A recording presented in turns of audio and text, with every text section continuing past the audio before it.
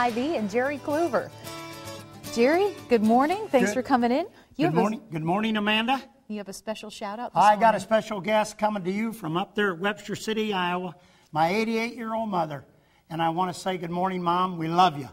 And not very often you get to do that on TV. That's right. So we've got some great emails. Everything's growing, so let's get after it. All right. It's going crazy, too, with the heat and they are growing. The water. They love it. All right. Alyssa from all the way over in Omaha wants to know this morning, how should I treat brown patches in my yard that appear around the August time frame?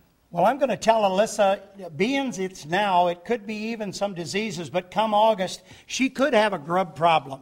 And a grub application can go on right now, and make sure it says long season control. We want to make sure, and one product out there, not only Fortify, but GrubX is a good one from Scotts. Apply it through a broadcast spreader, drop type spreader, make sure it's watered in, and we're not going to have any problem with that. But grubs will actually tear your turf up, and of course the grubs bring on the moles, the gophers, because of the grub. That's their source of food. So apply grub control now and make sure it's watered in. All right, sounds good.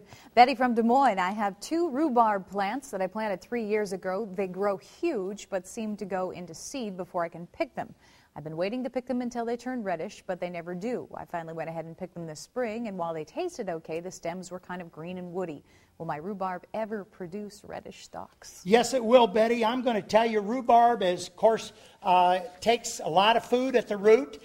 They love good drainage, and of course, rhubarb patches do get crowded. So separate them every 5 to 7 years. My recommendation would be an organic fertilizer, which is organic bone meal. Use a cup around a nice size clump every 30 days, and she's going to have better rhubarb in the future. Very good. All right, and we have Margie from Johnston. Do you have any recommendations for perennial flowers that will spread so I don't have to plant flowers each year? Yes, I do. I've got Hy-Vee garden helpers in gallons. By the way, these are on sale right now. All three for $10. This happens to be the ice plant that will spread for her, and it's beautiful in the sun. We have them for shade too, and my favorite is a Zagreb coreopsis, a beautiful perennial. These come back. This is what she needs to shop for. 3 for $10. Gallon-sized plants just like this. Very good. And how long do they take to spread? A couple years? Oh, a couple years. You're going to see a nice size out of them. Definitely, Amanda. Very good. All right. Jean from Indianola, my freshly mowed lawn has toadstools coming up in the center of the yard in an area where there is full sun and no trees. We have this problem in our yard, too. You do. How do we get rid of them? Well, I tell you what, kick them with your shoe, knock them off with a rake. What's going on there is you got some wood or something decaying under the ground. I like to tell people just put some NatureSweet, which is a Hy-Vee lime, comes in a bag, and this will help sweeten the soil, and you're going to be fine. But it's kind of fun giving them a soccer kick. All right, just kick them out of there. Carol from West Des Moines, the leaves of my knockout rose bushes are full of holes. Some branches have almost entirely stripped of all their leaves.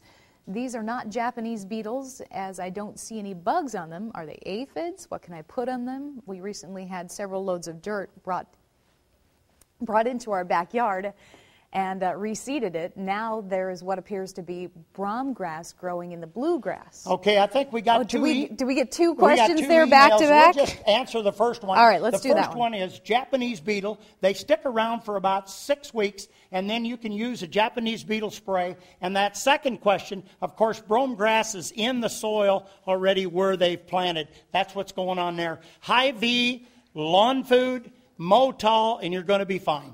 All right, and that next one was from Chad in Fort Dodge, but we're going to get to his next week because we're out of time, Jerry. That's all right. We'll get to you, Chad. All right. If you have gardening or growing questions, just drop Jerry an email anytime. You can go to Hy-Vee.com, click on the Get Growing logo. He'll be back next week to answer more of your questions.